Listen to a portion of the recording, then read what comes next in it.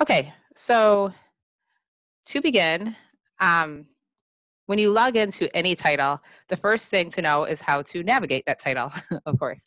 And it's the same in all the titles. So here I am logged into Noise Street Story of 1, and to move around the title and to get a sense of where I am in it, I'm just going to click on this little tornado-like icon in the upper left-hand corner. It opens up what is essentially the table of contents. So you can see right away how many units are in this title. There are some readers at the end. Every title is organized, of course, differently. You know, some have chapters, etc. But you can get a good sense of that title by just going to that tornado-like icon. And so to kind of explore the contents of each section, you just click on the title. It expands to show the subsections within it. And then you just kind of keep going until you go to a page within the title. So another great feature to know about, which again, like applies to all of our titles, is up here in the teachers panel. Of course, the teachers panel itself is full of really helpful resources for teachers. But the first one I just want to point out is the resource library. It looks like books on a shelf, sort of, and you just click it, and it opens up to the video library here. But what I want to point out is the additional resources section. So you just click here on the left, and this is where you're going to find a pacing guide, if there is one, alignment docs. There's always a scope and sequence, which, given that this is later in the year and you're probably new to Voces, you know, it's a great tool to just open up that scope and sequence and get a sense of what we're teaching and where we're teaching it, so that you can place your students right where they need to go. And we have some other like resources here that might be helpful as well. And then another really important section within the resource library is the Voces tutorial section. So I'm just going to click here. And these are all of our video tutorials, which you can also find online, or I'm sorry, on YouTube, on our page on YouTube. But it's super helpful and convenient to have them in the resource library. You can just click on one and on the icon, and it starts playing.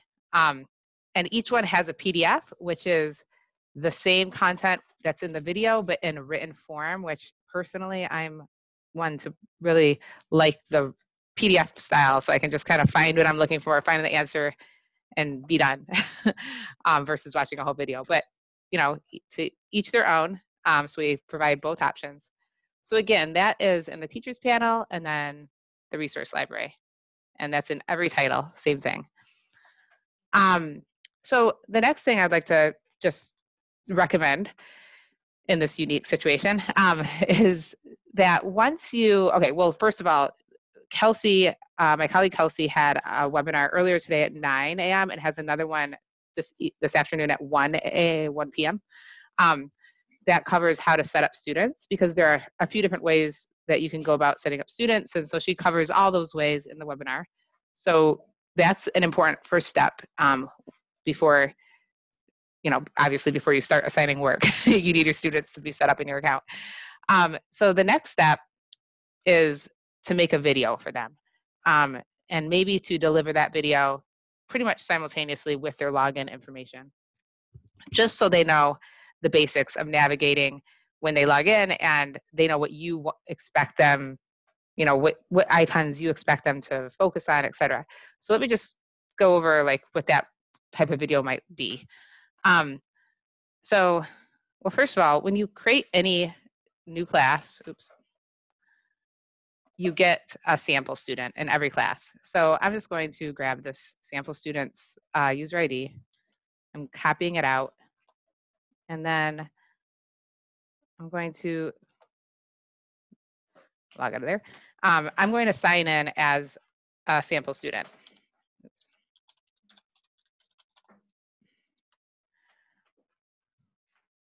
And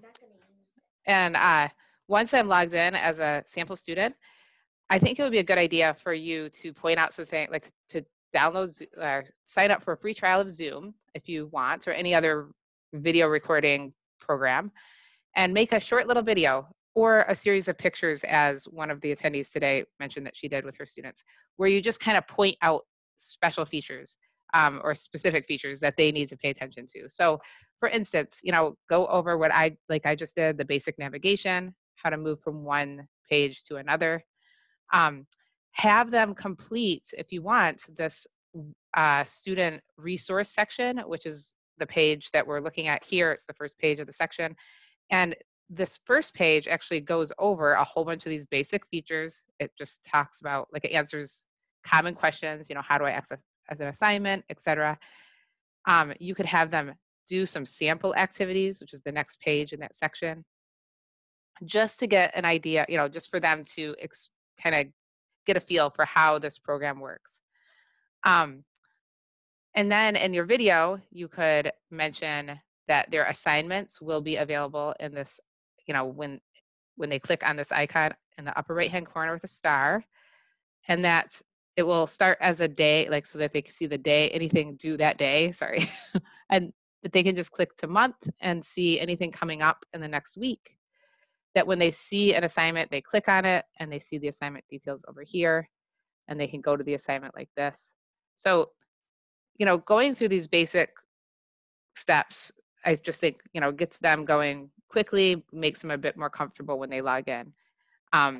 Another tool that might be useful to mention to them is under the communication tools, there's the Voces mail. And this is where they can send you a message and you can send them messages.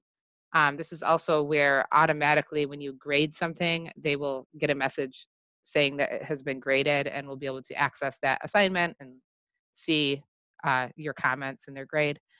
So again, Voces mail is a nice feature to point out to them. Okay, so how to assign. So you have your student set up, you made a video kind of introducing them to Voces.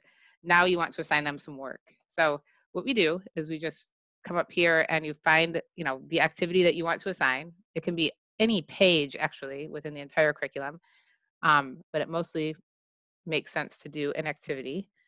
So I'm actually going to jump into a later unit because I've been working in this account and I don't want to run into my old assignment. So I will click on this activity one. It's a matching activity. It's auto graded. And I want to assign it to my students. So I'm going to click on this icon up here with a little star. And I see any other assignments I've given to my students. I'm going to click create a new assignment. And I'm going to choose current page. Now, as we assign, and really as we do anything in Voces, you'll see that there are many options along the way. What I want to focus on today is just kind of like the simplest version of assigning. And then you're very welcome to explore different types of deadlines and different types of restrictions, but I'm just kind of going to give you an overview to get you started. So I'm going to choose specific date because that's kind of the most common type.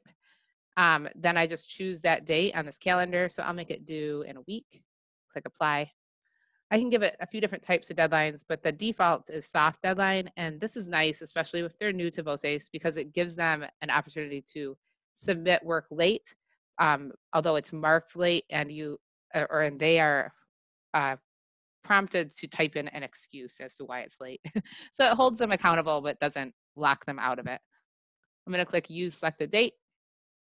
And then I have some options for sort of like adding restrictions to the assignment. I can add a submission limit. So, they only have 2 times to try to submit it, and like the final time is their grade that they get. You can even have them be like kind of forced to stay on the page. So if you click this, it prevents them from leaving that page. I would, though, recommend kind of waiting to use this feature until they are comfortable with Voces, and you are too, because what it does is it basically, if they try to open a new tab like that or a new browser, it gives them a warning first, and then if they try again, it locks them out of the assignment. And this is great if you're doing an assessment and you're really, wanting them to stick to that page and that page only and not go to Google Translate, etc.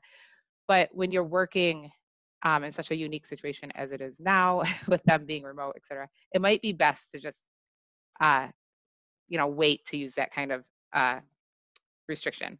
Otherwise, you might get a lot of emails saying, I'm locked out of the assignment, and kind of cause a headache there. You can apply a timer, require 100%. Obviously, you don't want to double up on some of these or you might make an impossible assignment.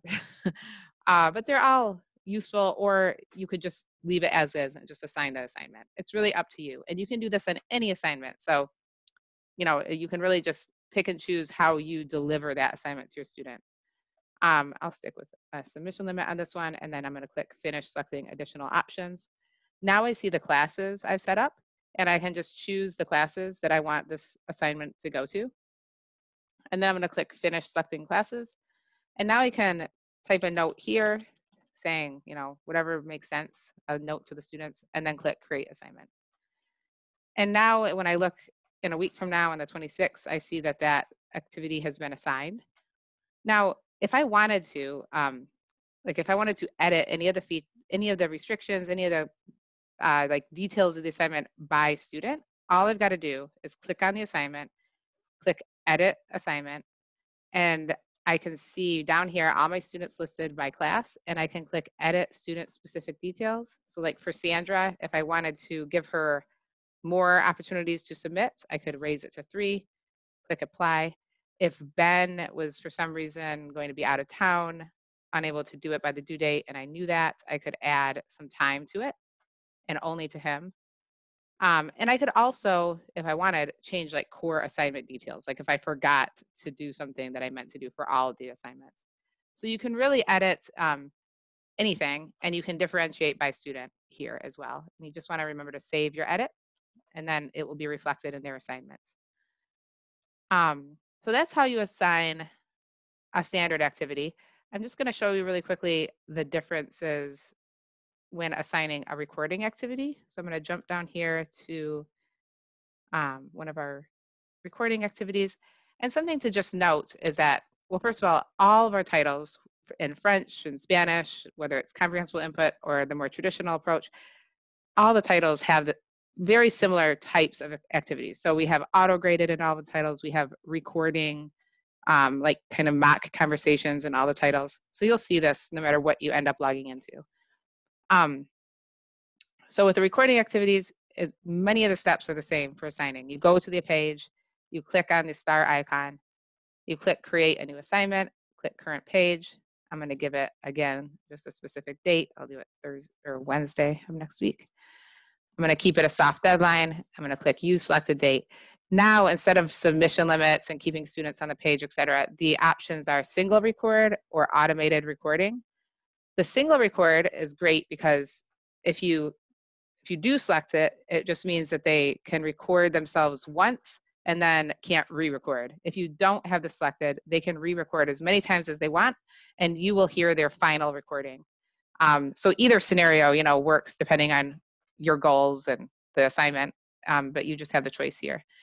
And then you also could automate recording, which is wonderful if you want a more spontaneous response by the student. So in this case, on this assignment, if you noticed, it was like a series of recordings that they listened to, and then and then opportunities for them to record their responses. So with automated recording, if we chose that, when they press that first play button for the audio, it would play all the way to the end, pause for a few seconds, and then the recording would automatically turn on, and the student would, have to record themselves speak, and then they would stop that recording when they were done, and then automatically the next audio would play, and it would just go like that through the 5 prompts or however many there were, and it would just, give them a very somewhat, at least, authentic experience in terms of being in a conversation, and kind of makes it a little bit more difficult. So it's great practice, but it's not necessary on all assignments. It's just up to you. And then when you're done, you just click finished additional options and choose whatever classes you want to assign it to. Click finished choosing classes, and then put a note again, and then click create assignment. And now we have that assignment due on Thursday. So that's the basics of assigning. It's very easy. I mean, there's some steps involved, of course, but once you get used to it, it's pretty, it's like the same steps every time. So I'm going to jump in as a student. I'm going to go to my incognito window where I'm logged in as a student and just refresh. Well, actually, I'll move pages. So, and refresh. So now I'm going to click on my assignment icon and click back on month. And I feel like I'm in the wrong class. Hold on. Let me just jump in here. Yeah, I was.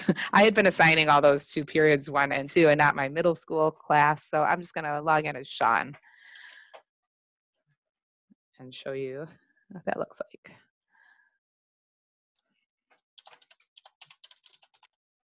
And then I'm going to log in. And so what I should see is, so this is a previously graded activity that we're looking at here from a previous walkthrough that I had this morning. But what I want to draw your attention to is this assignment icon in the upper right-hand corner. When I'm logged in as a student and I see a number next to it, and it indicates the number of assignments that are waiting for me to complete. So I click it, and I can see one's due today, but I'm going to click to month, and I can see the ones that we just assigned on Thursday and Friday of next week. So I'm going to click on this one, and I see the details over there. I'm going to go to assignment. I can see the same details at the top. So there's many opportunities for me to know as a student what is expected of me in this assignment. In this case, the student reads the description of the picture and then listens to statements and questions regarding that picture, and then records their responses. As you can see, the recording buttons disappear because one of the criteria of this assignment that I as a teacher set was that they just get one chance to record. So they can't record over their previous recording. So I'm just going to go and, as a student, I would listen to it, but I'm not actually a student. So, and they just respond and record their responses. This is the rubric that the teacher will be using to grade. So the student can see it ahead of time. I'm not going to get into it in detail right now, but tomorrow at, I believe, 11 a.m., there's a webinar on editing, creating, and sharing content in Voces. And one of the things that I'll be showing is how you can edit and even create your own rubrics for activities. So just FYI. So they did the assignment. Now I'm going to go into the assignment icon again and go to Thursdays, go to it. And again, just to kind of just show you what it looks like. I'm not sure that I'm doing any of this correctly. I'm going to get a very bad score, but I'm going to save and submit. And yeah, I got one right. Yay. So that's the student's experience. So now I'm going to go back to my teacher account and refresh, I'm re-logging in. And now I'm going to show you where to find the student's work. Once a student does completes their work, all you do is you come up here into the teachers panel and go to grading and results. And when you click on that, what you see first is anything that requires grading. So this is like your pile of papers on your desk, the stuff that isn't auto-graded. And you'll see all your classes that you set up, and you'll see a number indicating the number of assignments waiting for you to grade. I clicked on it, and I can see that Sandra and Sean have completed activities in that class. You can see what activity they completed and when. So I'm going to click on here, and I can listen to the question that Sean just listened to, and I can see a suggested answer for that question. I can listen to her recording, and as I do that, I can select the criteria that is reflected in her work. And then I can leave page notes here. I can even give her audio feedback if I want. That's applicable to all assignments. And then when I'm done, I just click save, and it disappears from my list. So I know, I don't have anything, it's done. And now I can move on to the next assignment and do the same thing. Let me show you. This one is a writing assignment. So this is the question that was asked. This is a possible answer. And this is what the student answered. Obviously it was me. And I just click it if it's correct and can leave notes on that specific number, on that prompt. And then I can leave page notes here. And then I can also do audio feedback if I want, and then save. So that's grading anything that is teacher graded that requires grading. All of the stuff that you grade and anything that's auto graded is available under activity results. You just click there, select the classes or class that you want to see the work for, and then you can just go to the activity just like you would in in the curriculum itself. And of course, I can't remember exactly what I assigned. Like this. So Sandra did that, got a 92%. This is something the teacher graded before, but if I click it and want to like reassess her grade, add a few more notes, anything like that, I can do that and save, and it will appear for Sandra. If I go back as a student and refresh, if I come here to the communication tools and then click on Voces Mail, I see I have 2 emails in a sense waiting for me. So I click on it and I see that the new one here that I have is that my activity has been graded. I click on it. I can see what was graded. I can go to the activity page and see that I got a 92% and see any notes my teacher left, etc. So that is assigning, completing, and grading in a nutshell. Again, up in the teacher panel under resource library, under additional resources, Voces tutorials, there are video tutorials that go over what I just did as well. Now I'm just gonna give you an overview of the games. The games are vocab based. I'm actually gonna jump into novice for this because it's just, they are a little bit more straightforward in a sense. I mean, they work in Nuestra too because there's vocabulary, but the vocabulary in Nuestra and Notre being CI titles, the vocabulary is a bit like oftentimes phrases and such. But in novice, it's more traditional, so it's more like all the vocabulary for family.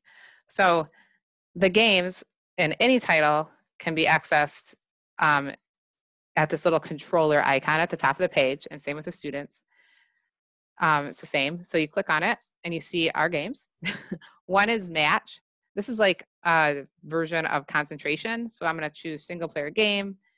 I'm going to choose all previous chapters, or it doesn't matter. You can choose whatever makes sense. But then you do no audio. I'm going to keep it at 3x3 and start the game. And so then I just simply match. Although now I feel like I'm not going to do very good. And as I make the matches, a picture appears from the Spanish-speaking world.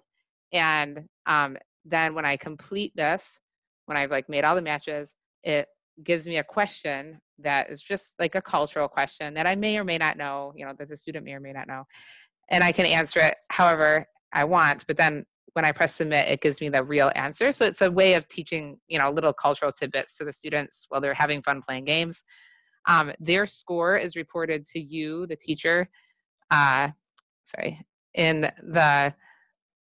my results. So you can see like your results by class and student, or just from the last 10 days. All of our games really function in a similar way.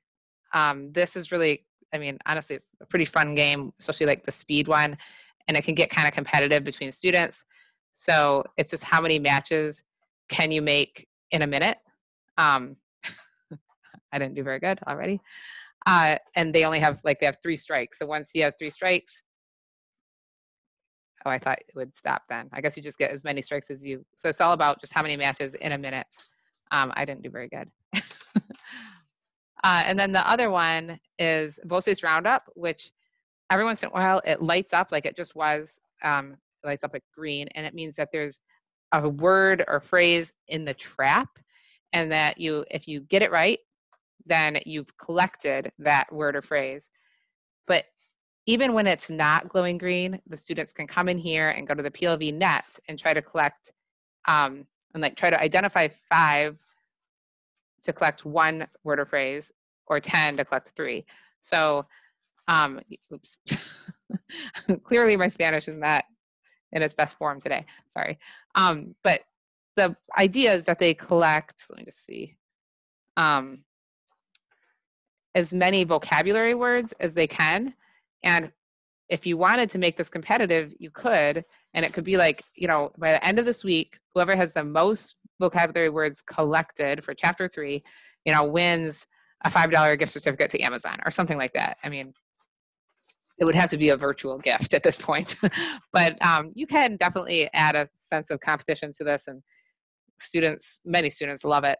We have a lot of different teachers who do that with their students, and like, I don't know, we just hear hilarious stories about how competitive some students can get. So that's an overview of games. Lastly, I just wanted to point out a few ways that you can use this even if your students don't have reliable internet, which I know is the case, unfortunately, for some students. So one thing that you can do, it's not perfect, but it's a workaround, is that you can find, any page can be printed. And so even like a lesson page, like this page with vocabulary, a picture, etc. If you come up here to the top where there's a print icon and you click it, it kind of like takes away that background and makes it a bit more print friendly. But if you need to transfer it electronically, you could save it as a PDF. So you save, what you would print just as a PDF. So it's a file on your computer, and you can send it to them along with maybe an activity that goes along with it, like this one, which they could easily do just, on a printed out page. So you send those, so you save them as PDF on your own computer, and then you send it as an attachment and an email or however else, you might correspond with your students electronically. And then they can download it onto their device and access that material offline. So that's, one way. We also, I have one of the contributors to Voces who also uses it with his students, was saying that he just printed out some material, like a packet for his students, or for one student in particular who doesn't have reliable access to the internet, and just delivered it to him. I mean, everyone has a different situation. I know some of you can't deliver anything, especially not now. And some of you may not even be able to email them, but if you have any questions or want to brainstorm, like on a one-on-one basis, ways to deliver this content to your students who are in unique situations, let me know. I'd be happy to help. And I think that pretty much covers everything. Oh, someone has a question. It says, is there a way to do something similar with the audio? There isn't, I don't think. Let me see. In Chrome, there was, for a time, it wasn't something that we really had control over, but there was a time when you could download, but so you can download their responses, but you can't download our audio. Not anymore. So no, I'm sorry. I'm trying to think what. In many cases, and of course not on this page, but in many cases, we do have the transcript for the audio. And so in that case, you could even just give them that or record yourself saying it, if that worked. A few things that, and feel free to type any questions you have into chat, but a few things to just keep in mind is, of course, our videos, as I mentioned many times. Oh, this link, which you all should have received in the email that we sent you when we set you up with your account. But this page on our website will be updated constantly with new webinars and anything special that we're doing in the next few months with regards to the special access. So for instance, like I mentioned before, tomorrow at 11 is a webinar on editing, creating, and sharing anything within Voces, because I won't get into it now because it takes a while, but but I will tomorrow. And I will say that the fact that you can edit, create, and share anything in Voces is something that's quite powerful, and maybe especially so now that you're teaching remotely. So one thing I would love to see happen is, if you can set up your students, you can assign them work, they can log in remotely, all that stuff. But another thing that you can do is record yourself using Zoom like we're using now. You can record yourself giving a lesson. So you would share your screen and record just like I'm doing now, and then take that recording. You could upload it to YouTube like Brian did, and I'll show you really quick. He did a sample lesson. It's right here, and this may have also been in the email that you received from us. But this sample lesson, or any lesson that you make, if you upload it to YouTube, and then you can take it and you can add it to the page. You can add it right to the page by editing the page. And again, I'm going to be going into it in more detail tomorrow at 11 a.m. Eastern time. But I'm just going to add that link from YouTube right there. And then add block. And now the lesson that, in your case, this would be like your lesson that you just recorded using Zoom and then uploading it to YouTube, is now right there in Voces for your students to watch and learn from when they log into Voces. So it can be amazing. And then to make it even more amazing, not to get that, but too excited about it, but you can then share this page with your colleagues or with each other. So if one of you guys make just a simple kind of generic lesson on this subject in a video, we can help you, and I'll show you tomorrow how to share that page once you add that video to it with other teachers so they can put it right in their account as well. But that's for tomorrow. So I hope this was helpful. We'll be doing another one of these same webinars actually this afternoon. Kelsey will be available at 1 p.m. today, talking about how to create classes and add students. And we just really appreciate everything that you guys have been doing, and your patience with us as we get everything covered and kind of reimagine what we've done and try to imagine how it can be useful in this, when using it remotely with your students. So, and you're welcome, Sandy. And yeah, you could, Christopher, you could record your screen as you play the audios and then share that as a video. And the video would be actually something that you could email them, like a file that they could download on their computer. So yeah, that would work. And as far as sharing large files like videos, I recommend Dropbox. WeTransfer is another one. So